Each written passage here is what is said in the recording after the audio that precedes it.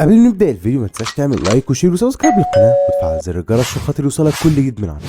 ويا ريت ما سمعش ملخص الاجزاء اللي فاتت من المسلسل ده يروح يسمعها من القناه، ولينك الاجزاء القديمه هتلاقيهم موجودين في اول تعليق وكمان في الوصف الموجود تحت الفيديو ده. اخر حاجه احنا شفناها في الجزء اللي فات وهو ان جاك وفايولت طلعوا عباره عن تجارب لهانسن ويعتبروا من ناس لفان هيلسنج، وعشان كده قرروا ينضموا لفانيسا. وفعلا جاك وصلت ليها وقررت تكمل معاها رحلتها لحد ما يخلصوا على المظلم. اما فايولت فلما اكتشفت حقيقتها واكتشفت ان هانسن مصاص دماء هو كمان، هربت من المقر بتاعه عشان تنضم هي كمان لفانيسا. بس كانت في مشكله صغيره وهي ان سام عرف انها هربت ومشى وراها، ولسه ما نعرفش بقى المجنون ده هيعمل معاها ايه. تمام جدا. بيبدا الجزء الجديد مع فانيسا وجاك وهم في طريقهم حاليا المظلم. فعلا بيوصلوا لعند البيت اللي شافوه في احلامهم ان المظلم مدفون فيه، لكنهم قبل ما يدخلوا البيت ده بيحسوا بحركه غريبه حواليهم وبيلاقوا حد في المكان. فبتضرب جاك على الحد ده، بتطلع فايولت. اول ما بتشوفها جاك بتتصدم وبتروح لها تطمن عليها. فبنعرف في اللحظه دي ان جاك هي اخت فايولت اصلا، ويعرفوا بعض كويس جدا ومن زمان كمان. عامه بتشفى فايولت مع نفسها عادي خالص. بعدها بيقعدوا الثلاثه كده مع بعض يتكلموا وبيقرروا انهم هيوصلوا للمظلم ده لانه موجود هنا ويقتلوه، لكنهم مش بيكونوا عارفين اصلا يوصلوا له ازاي. فبتفضل بقى تلف فانيسا في المكان هنا وهناك لحد ما بتلاقي حوض ميه موجود في المكان عنده علامه ايد، وبتفهم كده ان علامات الايد دي هي اللي تفتح لهم بوابه توصلهم للمظلم. بيحطوا ايدهم في العلامات دي فبيلاقوا الدنيا قلبت وفي هوا قوي في كل مكان، وبيكون وضع غريب جدا. وفي مره واحده هوب بيلاقوا فانيسا وفايولت نفسهم في نفس المكان اللي هم كانوا فيه قبل كده، ولكن بالنهار، وبيكونش عارفين ايه اللي حصل ده ولا وصلوا هنا ازاي. لكنهم برضو بيلفوا في المكان هنا وهناك على امل انهم يفهموا وصلوا لهنا ازاي. المهم وهم بيلفوا بيلاقوا قدامهم واحد شبه جايكوب فان هيلسنج. فاول ما بتشوفوا فانيسا بتساله هو انت جايكوب؟ فبيعرفها انه اخوه ابراهام، وبيعرفها انه من زمان كان هو واخوه بيحاولوا يوصلوا للمظلم لكنهم فشلوا، وجايكوب اتحول وبقى واحد من القدماء. اما ابراهام نفسه فاتحبس هنا من قرون وبيحاول بقى يوصل للمظلم عشان يقتله. فبتساله فانيسا ما قتلتوش ليه لغايه دلوقتي؟ فبيعرفها ابراهام انه كان مستني اي حد من العيله زيه كده عشان خاطر يجي ويصنعوا مع بعض سلاح يقتل المظلم، لان المظلم بيموت بسلاح معين مش معاه. تسأله فانيسا والسلاح ده ممكن نلاقيه فين؟ فبيعرفها ابراهام ان موجود تصميم للسلاح ده في كتاب العيله اللي اصلا مع فانيسا. بتديله فانيسا الكتاب وبيفضل ابراهام بقى يقلب فيه لحد ما بيوصل للصفحه اللي المفروض فيها التصميم، لكنه بيلاقي الصفحه دي مقطوعه. فبيفكر ابراهام شويه وبيعرف فانيسا ان اكيد الكتاب ده حد دمره، بس لازم نلاقي الصفحه دي ونصنع السلاح ده عشان نقدر نواجه المظلم. في نفس الوقت ده يا صديقي بنشوف ان جاك صحيت لقيت نفسها لوحدها مش معاها لا فانيسا ولا فايولت. فوق كل ده بتفضل تسمع صوت بيقول لها تعالي، فبتفضل ماشيه ورا الصوت ده لحد ما بتلاقي قبر كده. القبر ده بيخرج منه صوت بيقول لها افتحي، وبتكون جاك مش عايزه تفتح القبر ده طبعا، لكنها غصب عنها بتطيع الصوت وكانه بيتحكم فيها غصب عنها. وبتفتح القبر فبتلاقي دخان اسود غريب بيخرج منه.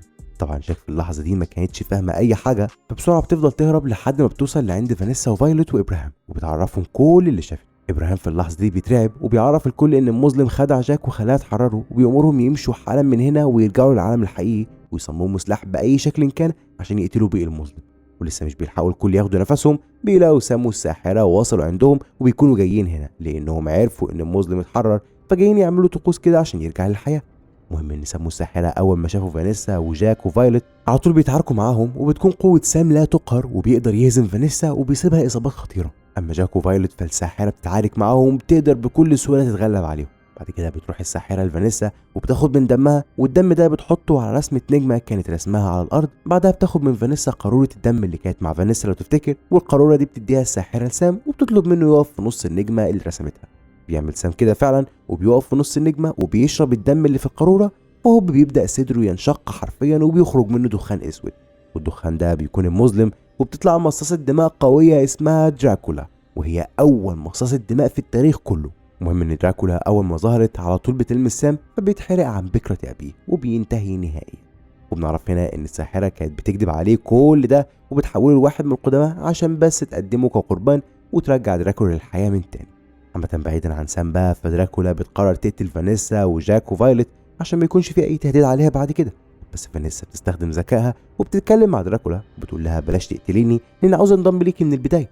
فبتصدقها دراكولا العبيطه وبتفتح بوابه كده في حوض الميه اللي كان جنبهم، وبتعرف فانيسا انها لو دخلت من البوابه دي هتتحول مصاص الدماء. فبتعمل فانيسا نفسها فرحانه جدا وبتفضل تشكر دراكولا. مره واحده هوب بتاخدها وبتنط بيها في البوابه دي. بعدها بيختفوا هما الاتنين والبوابه كمان بتختفي. وبنعرف كده ان فانيسا عملت كده وضحت بنفسها عشان تخلص من دراكولا وما تأذيش جاك ولا فايولت. وبتكون الساحرة هتتجنن على زعيمتها دراكولا، فبتقرر انها تخلص على جاك وفايولت بنفسها. وقتها بتقول جاك لفايولت اهربي انت وانا هعطلها، وفعلا بتفضل تضرب جاك في الساحرة عشان تعطلها، اما فايولت فبتهرب الغابة.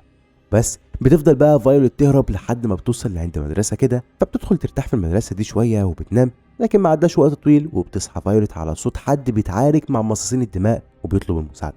بتخرج تشوف فيه، بتلاقي صديقها ليه صاحب الكازينو لو تفتكروا، بيكون ليه بيتعارك حاليا مع 2 مصاصين دماء، فبتفضل فايولت تساعده وبيخلصوا عليهم. بعدها بيدخلوا المدرسة هناك يستخبوا فيها.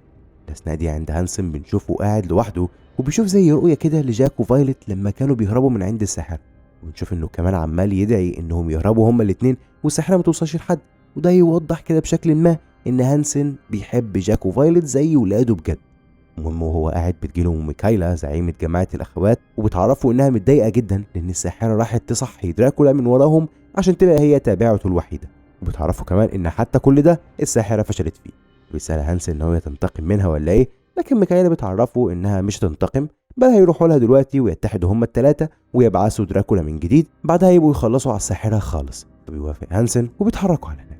بمناسبة الساحرة بقى فبنشوفها حاليا مع جاك لأنها قدرت تمسكها، وفي الوقت ده بتكون الساحرة بتعمل تعاويذ كده، بعدها بتوشم جاك بوشم من النار، وبنعرف انها بتوشمها عشان تقدر تتحكم فيها لسببها نعرفه برضو قدام. في المجمل بيوصل هانسن مع ميكيلا، واول حاجة بتعملها ميكيلا انها بتفضل تتخانق مع الساحرة لانها كانت عاوزة تصحي دراكولا تاني من غيرها.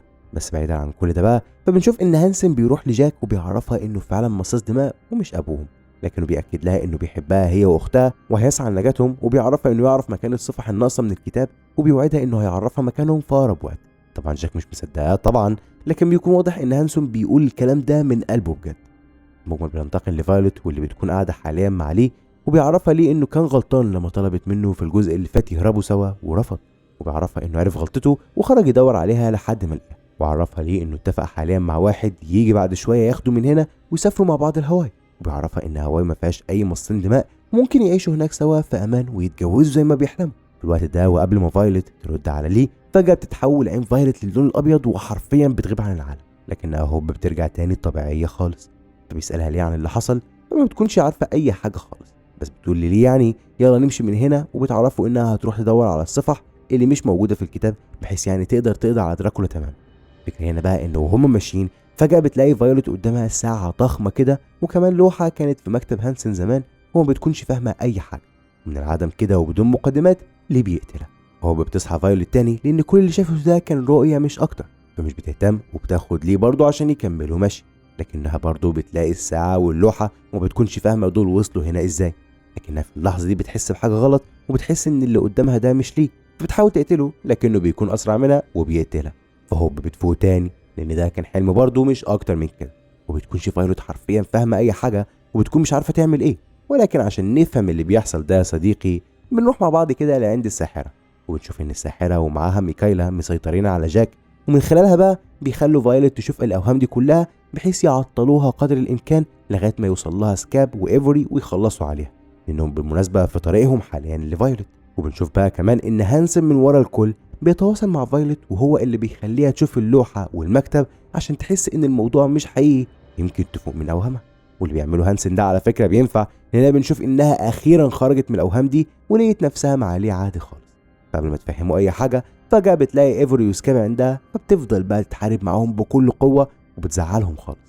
بعدها بتهرب هي وليه من المدرسه، فبيقابلوا السواق اللي تبع ليه واللي المفروض ان هو جاي يهربوا الهواي، فبتطلب فايولت من ليه يركب معاه هو ويروح لهواي، فبيطلب منها ليه تيجي معاه لكنها بترفض لانها زي الاول عاوزه تروح تدمر دراكولا. بتودع ليه وبتمشي. على الناحيه التانيه بنشوف ان هانسن بعد ما اطمن ان خلاص فايولت هربت من ايفوري وسكاب بيروح لجاك وبيعرفها انه خلاص طلع فايولت من الاوهام اللي هي كانت فيها، وبيعرفها كمان انه حاليا هيهربها وهيعرفها كمان مكان الصفح الناقصه، فعلا بيفكها عشان تهرب. بس الفكره هنا ان بعد كل ده ما عداش كتير وبنشوف الساحره وميكيلا بيتكلموا سوا وبيكونوا شاكين ان هانسن هو اللي دمر الوهم اللي صنعوه لفايولت وخلاها تهرب. بيجي لهم هانسن وبيعرفهم انه عمل كده فعلا وانه كمان ساعد جاك عشان تهرب. بيستغربوا وبيسالوه وانت لسه في صف عيله فان هيلسنج؟ فبيقول لهم هانسن وهنا بقى يا صديقي بنرجع بالزمن عشان نفهم الحكايه دي كلها. هانسن زمان خالص وهو شاب صغير وبشري عادي كان بيشتغل مساعد لجايكوب فان هيلسنج، وفي في مره كان جيكوب بيفتح الصفح اللي فيها طريقه موت دراكولا، بس جيكوب ما كانش ينفع يخلي هانسن يشوف كل الكلام ده، فطلب منه عادي يروح الصيدليه يجيب منها دواء. بعدها بدأ جيكوب يمحي كل الكلام اللي في الصفحة بدمه، بحيث ان محدش يقدر يشوف الكلام ده تاني الا لو من دم فان هيلسنج. المهم ان هانسن بقى راح الصيدلية يجيب الدواء اللي طلبه جيكوب منه، لكنه هناك اتفاجئ بالساحرة فعضته وحولته لمصاص دماء، وطلبت منه يرجع لجيكوب ويحوله ويسرق منه الثلاث صفح اللي فيها موت دراكولا. فراح هانسن لجيكوب وعضه وحوله لمصاص دماء، ومن بعد كده بقى جيكوب واحد من القدماء زي ما احنا شفنا. لكن رغم كل ده فهانسن كان متضايق انه ساعد مصاصين الدماء ضد جيكوب، فبناء عليه سرق الثلاث صفحات اللي فيهم طريقه قتل دراكولا وخفاهم عن مصاصين الدماء، وراح بعدها للساحره وعرفها انه حول جيكوب لكنه ما لقيش اي صفحه، فقالت له الساحره مش مشكله وحولته بقى لواحد من القدامى كتقديرا على اللي عمله معاه.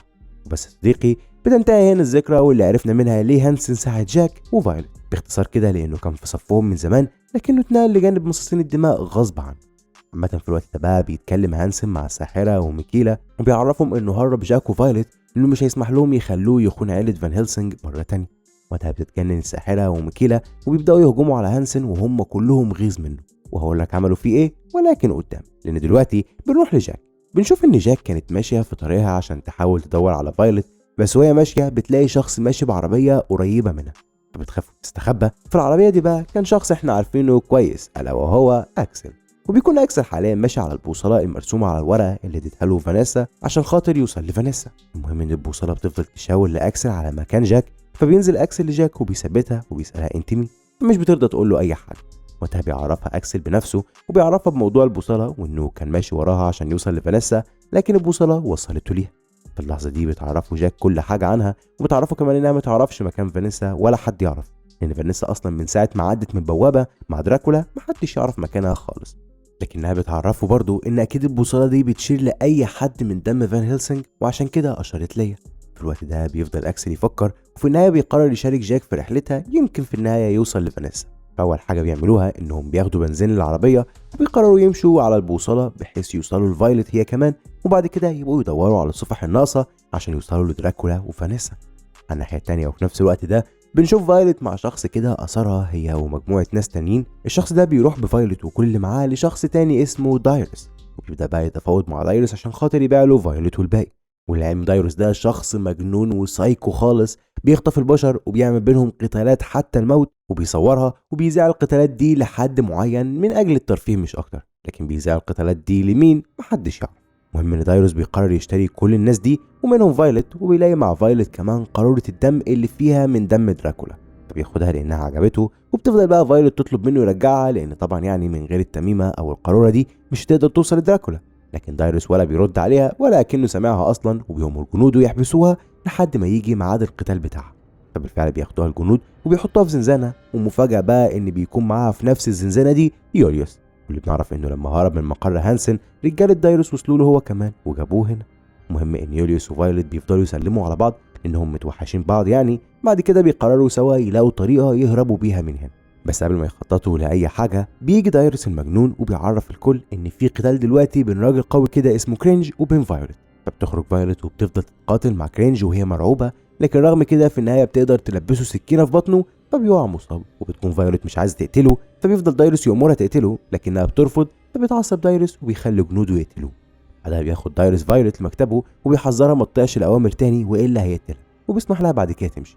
في نفس اليوم ده بالليل بيعملوا فايلت ويوليوس خطه للهروب، وبدون مقدمات كده بيعملوا نفسهم بيتخانقوا مع بعض في الزنزانه. على طول بيخرجهم دايروس وبيأمرهم يقاتلوا بعض في قتال مصور احسن، والغبي بقى ما يعرفش انه كده بيعمل لهم اللي هم عاوزينه، انهم بيبداوا بقى يتقاتلوا سوا بجد، بس مره واحده كده وبدون مقدمات بيضربوا كل الجنود وبيخلصوا عليهم.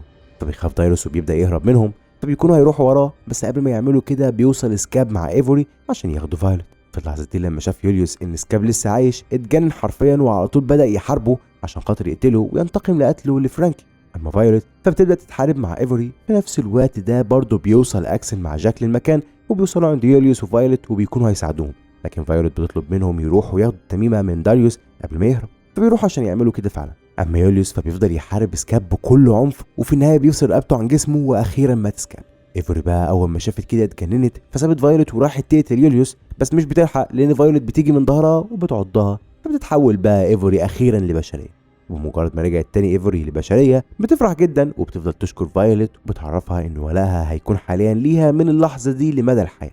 بتفرح فايولت وبتروح هي وايفوري ويوليوس يشوفوا دايريوس، فبيلاقوا ان دايريوس في اوضته واكسل وجاك بيحاولوا يفتحوها فبيساعدوهم وبيدخلوا لدايريوس. وقتها بيضربوا يوليوس، بعدها بياخدوا التميمه وبياخدوا فايولت وجاك الموبايل اللي بيبص منه القتالات، وبيتكلموا بقى مع اللي بيشوف البث ده وبيعرفوا ان مهما هو كان مين فهو شخص مجنون عشان يخلي الناس يحاربوا بعض من اجل الترفيه، في حين ان العالم محتاج كل بشري متبقى. وبس بيتقفل البث على كده.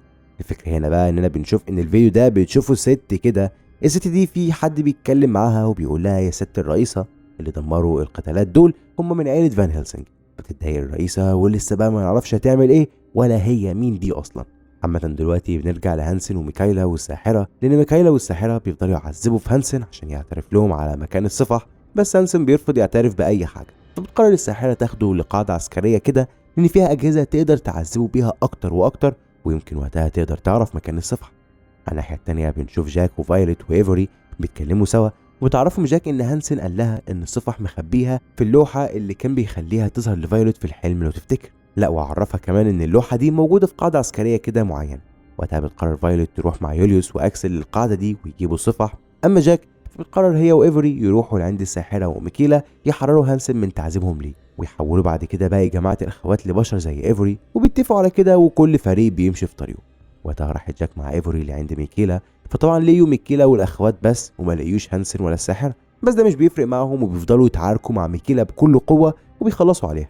طبعا خلال المعركة دي بتقدر جاك تعض كل الأخوات وترجعهم بشر من تاني وبيكونوا الكل مبسوطين، ويقرروا من الوقت ده يروحوا بقى للقاعدة عشان خاطر يساعدوا فايولت والباقي. بمناسبة بقى فايولت والباقي فبنشوف إنها حاليا مع أكسل ويوليوس وبيوصلوا عند القاعدة العسكرية، والغريبة هنا إنهم بيلاقوا القاعدة دي شغالة عادي خالص، وبيفهموا من هنا إن القاعدة دي هي اللي بتدير شركة بلاكتيك وهم اللي بيعملوا مدن آمنة للبشر زي المدينة المحصنة كده. المهم إنهم بيقرروا يدخلوا للقاعدة، بس مش على طول كده. في الاول بيروح اكسل وبيعمل نفسه ضابط جيش وجاي يجيب لهم حموله مؤن. الفكره هنا بقى ان عساكر الجيش بتوقف اكسل وبيوروا له صور لفايولت وجاك ويوليوس وايفوري لو يعرف مكان الناس دول، وبتكون الصور دي للعلم يعني اللي خدتها الرئيسه من الفيديو اللي شافته.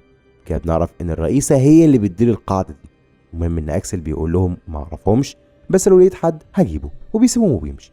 وبيرجع مره تانية ليوليوس وفايولت وبيعرفوا من هناك انهم مش هينفع يدخلوا القاعده لان الجنود هناك بيدوروا عليهم، بس في خطه افضل. الخطة باختصار بتكون ان اكسل ويوليوس هيشتتوا الحراس في نفس الوقت اللي هتدخل فيه فايولت للقاعدة وتدور على الصفح. فعلا بيروح اكسل مع يوليوس لعند الضباط وبيعمل نفسه قبض عليه وجاي يسلمه، اما فايولت فبتستغل الفرصة وتدخل للقاعدة من غير ما حد يشوفها. في المجمل الجنود بيطلبوا من اكسل يسلم يوليوس ويمشي، لكن اكسل بيرفض الا لما ياخد جايزة، وطبعا بيكون بيعمل كده عشان يماطل معاهم وخلاص. وقتها واحد من الجنود بيتعصب وبيضرب يوليوس بالنار، فبيقعوا وبيفتكروا الجنود مات خلاص. وبيجي في الوقت ده العقيد نيكولاس واللي بنعرف انه بيدير القاعده وبيهزق الجندي على قتل يوليوس، وبيأمروا بقى خلاص ياخدوا للمشرحه. اما اكسل بقى فنيكولاس مش بيرتاح له فبياخده يحقق معاه. وفايولت على الناحيه التانيه اول ما بتوصل للقاعده بتلاقي الدكتوره ايفري قدامها فبتتجنن لانها اصلا شافت ايفري بتموت الجزء اللي فات، وبتعرف ان دي مش ايفري بل الساحره واخده شكلها، لكنها مش بتكون عارفه هي بتعمل ايه هنا. بس مش بتهتم حاليا فايولت وبتدخل للقاعده وبتفضل تدور فيها على اللوحه لحد ما بتلاقيها. تفتح اللوحة بتلاقي فيها صفح فبتفرح جدا وبتاخدها وتمشي. وهي ماشية بقى بتلاقي مصاص دماء شكله غريب على جهاز كده وبيتعذب، فبتقول له انت مين؟ وبيعرفها انه هانسن ابوها وده هو شكله الحقيقي، اما الشكل اللي كانت بتشوفه دايما ده كان وهم مش اكتر. وبيعرفها هانسن ان الساحرة موجودة هنا وجابته هنا عشان تعذبه على الاجهزة وتعرف مكان الصفح، لكنه ما قالهاش على اي حاجة، وبيطلب من فايولت تهرب من هنا قبل ما تلاقيها، بس فايولت بترفض تهرب وبتاخده معاها وبتمشي. على الناحية التانية بيفضل نيكولاس يحقق مع أكسل لو يعرف يوليوس أو فايولت أو جاك، وبيعرفوا إنه محتاجهم بس عشان خاطر يصنع من دمهم مصل للبشر مش أكتر من كده. في اللحظة دي بيحس أكسل إن نيكولاس ده راجل محترم وشكله كده ما يعرفش أي حاجة عن الحقيقة اللي بتحصل هنا، وعاوز بس فعلا بجد يصنع مصل، وده بيخلي أكسل كده ياخد قرار يعني هقوله لك قدام. المهم إن في نفس الوقت ده بيفوق يوليوس في المشرحة وعلى طول بيخرج وبيجي لأكسل وبيثبت نيكولاس. بيقدر أكسل عادي يفك نفسه وبيكونوا هيهربوا، لكن اكسل بيرجع عن قراره وبيتكلم مع العقيد نيكولاس وبيقول له انت بجد عاوز تعرف الحقيقه عشان تصنع مصل للبشريه؟ فبيقول له نيكولاس اه، فبيعرض عليه اكسل يتحد معاه وهيعرفوا الحقيقه وهيساعده كمان. فبيوافق نيكولاس وبيمشوا كلهم سوا وبيروحوا يقابلوا فايلت وبيلاقوا معاها هانسن.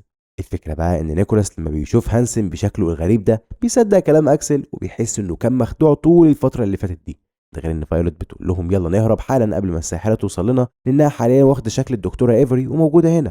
في اللحظه دي طبعا بيكون نيكولاس هيتجنن، لكنه بيصدقهم شويه، فبناء عليه بيخرج جنوده كلهم من القاعده في مهمه تافهه كده، وبياخدهم وبيروحوا لبدروم القاعده عشان يكونوا في امان ويشوفوا هيعملوا ايه. بعد شويه بتجيلهم جاك ومعاها ايفوري، وبكده يكونوا خلاص الكل بخير ومعاهم الصفح، وكمان معاهم حاليا هانسن وكله تمام.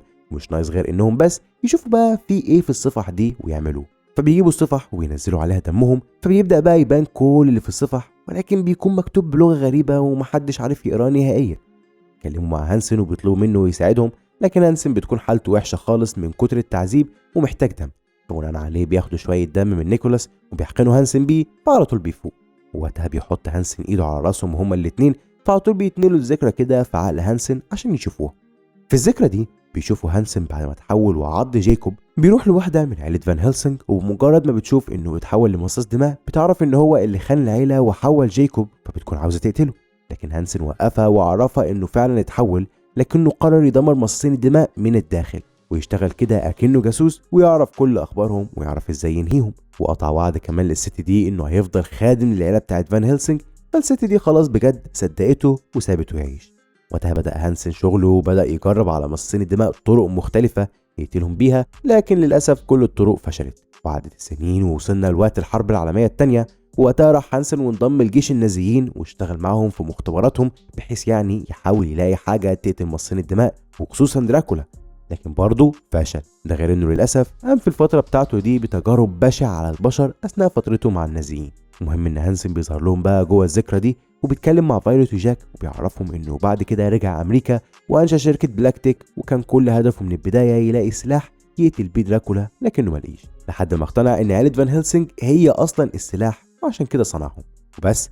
في اللحظه دي بيخرجهم هانسن من الذكرى وبيرجعهم للعالم الحقيقي، وقتها بيتكلم معاهم وبيعرفهم ان الصفح اللي معاهم دي ما فيهاش سلاح يقتلوا دراكولا، بل فيها طريق يفتحوا بيه بوابه ويوصلوا من خلاله لعالم الظلام اللي فيه دراكولا وفانيسا حاليا، ولحظتها يقتلوا دراكولا بطريقتهم وينقذوا فانيسا ويستخدموا الورق تاني ويفتحوا بوابة تانية للعالم الحقيقي ويرجعوا مع بعض.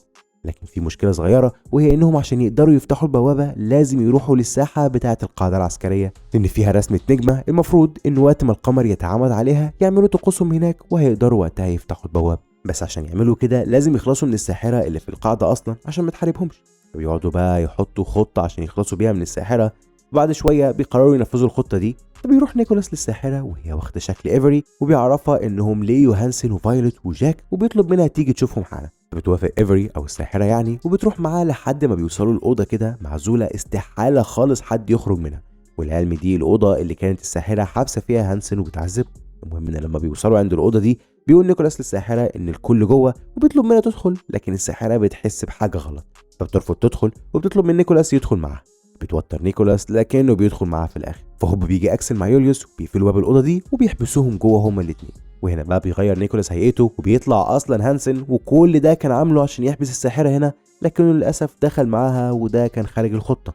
بس اللي حصل بقى، فبيبدا هانسن يتعارك معاه، لكن الساحره بتكون اقوى منه بمراحل وبتقتله. وجاك وفايلت لما بيشوفوه وهو بيموت بيكونوا هيتجننوا عليه وبيفضلوا يعيطوا كتير. بعدها بقى بيقرروا يقوموا بمهمتهم عشان موت هانسن ده ما يروحش هدر. بيسيبوا الساحرة محبوسة هنا مؤقتا، وبيروحوا الكل للساحة وبيعملوا التعاويذ اللي في الصفح وبيقدروا يفتحوا البوابة، وبيودعوا جاك وفايلت والكل، وبيدخلوا بعد كده للبوابة عشان يقضوا على دراكولا ويهربوا فانيسا. وفعلا بيدخلوا للبوابة والبوابة بعد كده بتقفل وراهم وبس. بيقعد بقى أكسل مع الكل مستنيهم يرجعوا تاني لما يخلصوا المعركة. بس المشكلة بقى إن بعد لحظات مش أكتر من كده بتتفتح البوابة تاني وبتتحدف منها فايلت وجاك وبتتقفل البوابة. بتكون حالة الاتنين صعبة، وبدون مقدمات كده بيدخلوا في غيبوبة. طبعا بينقلوا لهم الكل للمستشفى، وبعد شوية بتوصل الرئيسة مع رجالتها وبتسأل نيكولاس والكل في ايه، فبيعرفوها كل حاجة حصلت من أول ما فايلت وجاك وصلوا لحد ما دخلوا البوابة وحصل فيهم اللي حصل. وقتها بقى بتقرر الرئيسة إنها هتفضل هنا لحد ما يفوقوا وتستجوبهم بنفسها وتفهم منهم كل حاجة. طب ليه بقى؟ لأننا يا صديقي بنعرف في اللحظة دي إن الرئيسة بتدير مكان كده اسمه العالم الحقيقي. المكان ده فيه ملايين البشر عايشين في أمان بعيدا عن مصاصين الدماء، وهي اللي بعتها الجيش وشركة بلاكتيك عشان يلاقوا علاج لمصاصين الدماء بحيث تأمن كل البشر اللي عندها وترجع العالم لمكانه الطبيعي من تاني. عامة بتقرر الرئيسة تفضل هنا زي ما قلت لك، وبتأمر نيكولاس وجنوده يروحوا لمكان اسمه الوحدة الحمراء، والمفروض يعني ان الوحدة دي كانت تبع هانسن وفيها دكاترة كتير تبعه بما فيهم دكتورة زارا بيشتغلوا على صنع علاج لمصاصين الدماء. بس بعد موت هانسن يعني ما حدش يعرف حاجة عن الوحدة دي نهائيا. اول بقى ما بيعرفوا اكسل ويوليوس ان زارا هناك بيقرروا يروحوا مع نيكولاس ويساعدوه، وفعلا على طول بيتحركوا مع بعض. اما دلوقتي بقى فبنسيب العالم ده كله وبنغوص في عالم الاحلام. بنشوف ان جاك وفايلت في مملكة الظلام حاليا، وبيفضلوا يلفوا سوا هنا وهناك لحد ما بيوصلوا عند دراكولا. دراكولا بقى بتقعد معاهم وبتفضل تتكلم معاهم بود، وبتفضل بقى تلعب في دماغهم ان ابوهم هانسن كان بيكذب عليهم في كل كلمة قالها، وانه اصلا كان صانعهم من البداية عشان يقدمهم قرابين مش اكتر. وقتها مش بتصدق فايولت كل ده وبتقرر انها تحارب دراكولا، لكن جاك بتكون عكسها وبتصدق للاسف، وبتقرر كمان تنضم لدراكولا، وهقول لك ليه هي صدقت بعد شويه.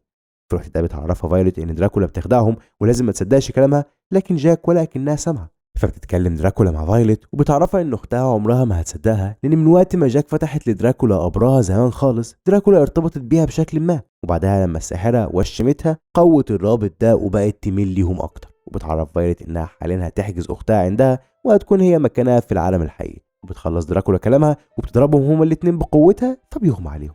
بعدها بتاخد دراكولا الصفح اللي كانت معاهم عشان تقدر تفتح بوابه تانية وتروح للعالم الحقيقي. بمناسبه العالم الحقيقي بقى ففايولت بتفوق فعلا وبتكون متجننه خالص لانها عايزه تروح لجاك، فبيضطروا جنود الرئيسه يحتجزوها. اما الرئيسه فبتروح لجاك، وطبعا دي مش جاك بل دراكولا في جسم جاك. المهم بتكذب بقى دراكولا على الرئيسه وبتعرفها ان هي واختها قتلوا دراكولا خلاص، وحاليا عايزه تيجي معاها للمكان بتاعها عشان تصنع علاج من دمها وتقضي على باقي مصاصين الدماء اللي لسه في العالم. بتوافق الرئيسه وبتعرفها انهم شويه كده هيتحركوا. بعدها بشويه بتروح الرئيسه لجاك عشان تاخدها من تاني ويروحوا للمكان اللي الرئيسه بتحكمه ده، لكن هنا بقى وفي لمح البصر بتقتل دراكولا الرئيسه وبتشرب من دمها. بعدها بتاخد هيئتها وبتروح مع جنودها لعند الساحره واللي لسه طبعا محبوسه على هيئه ايفري. المهم بتأمر الكل يفرجوا عنها لانها طبعا مساعدتها المخلصه. بيترددوا الجنود يحرروا الساحره وبتكون ايفري موجوده برضه وبتفهم ان في حاجه غلط. تحاول توقف الكل لكن دراكولا بتقتلها، وطبعا بيستغربوا كل الجنود لانهم بيشوفوا حاليا رئيستهم بتقتل، بس محدش بيعلق وبيفرجوا عن الساحره. بيقرروا بقى دراكولا والساحره يروحوا للعالم اللي كانت بتحكمه الرئيسه ويدمروه ويقضوا على باقي البشر اللي هناك. المهم ان في نفس الوقت ده بتروح ايفوري بسرعه لعند فايولت وبتخلص على كل الجنود اللي عندها وبتحررها، وبتعرفها ان دراكولا حاليا احتجزت اختها واخده هيئه الرئيسه، وحاليا كمان هتروح هي والساحره على العالم الحقيقي. طبعا بتخاف فايولت وبتروح هي وايفوري عشان يوقفوا دراكولا، لكنهم بيفشلوا وبيركبوا دراكولا والساحره طياره وبيتجهوا ناحيه العالم الحقيقي اللي هو المكان اللي بتحكمه الرئيس. وهنشوف بقى في الموسم الجاي هيعملوا ايه في البشر اللي هناك. اما جاك فبنشوفها حاليا محبوسه في قبر كده في ارض الظلام وعماله تصرخ وتطلب المساعده. بتتكلم معاها فانيسا واللي مش بنشوفها اصلا، لكن في الغالب هي محبوسه جنبها. المهم بتعرفها انها جنبها وهيقدروا يهربوا من هنا. وطبعا يا صديقي برضه هنشوف الكلام ده في ملخص الموسم الجاي. اخر حاجه بنشوفها ان اكسل ويوليوس بيروحوا مع نيكولاس وباقي الجنود لعند الوحده الحمراء، لكنهم قبل ما يدخلوا الوحده دي بيخرج عليهم مصاص دماء قوي بشكل ما حدش شافه قبل كده، ومهما يحاولوا يقتلوه مش بيموت، لدرجه انه بيقدر يخلص على كل الجنود وبيمسك نيكولاس وبيعضه. فلما بيلاقي نيكولاس نفسه هيتحول على طول بيقتل نفسه، لكن اكسل ويوليوس مش بيستسلموا وبيفضلوا يضربوا عليه نار لحد ما بيقع وبيفتكروا مات. لكنه بيجي لهم مره تانية والمره دي طاير حرفيا وبيفضل يضرب فيهم وبيصيبهم جامد، بس بيتعاونوا الكل مع بعض وبيجيب اكسل سيف وبيفضل يضربه في رقبته لحد ما بيموت. ولحد هنا تمام. المشكله بقى ان يوليوس واكسل لما بيبصوا لجروحهم بيلاقوها مش بتلتئم ومش بيكونوا فاهمين ده حصل ازاي وفي ايه، وبالتالي اصابتهم بتكون خطيره وبيتعبوا جدا. لكنهم بيتحملوا على نفسهم وبيوصلوا لبوابه الوحده الحمراء، بس قبل ما يدخلوا بيقع يوليوس مغمى عليه. فبيفضل اكسل يحاول يفوقه لكنه بيفشل وبيبدا هو كمان يتعب. في اللحظه دي بيشوف اكسل ان بوابه الوحده الحمراء عليها كاميرا، فبيتكلم من خلالها وبيقول دكتور زارا لو انت جوه انقذينا. بعدها بيغمى عليه. وهنا بينتهي الموسم يا صديقي، وطبعا في اسئله كتير لسه ما تجاوبش عليها، زي هل جاك وفانيسا هيقدروا يهربوا من عالم الظلام ده ولا لا؟ ويا ترى دراكولا والساحره هيعملوا ايه في المدينه بتاعه العالم الحقيقي اللي فيها البشر؟ واخيرا اكسل ويوليوس ليه بطلوا يتعافوا؟ هل هيموتوا فعلا ولا لا؟ كل الاسئله دي واكتر هيتجاوب عنها في ملخص الموسم الجاي والاخير. فلحد ما ده يحصل ما اقدرش اقول لك غير بس كده، سلام.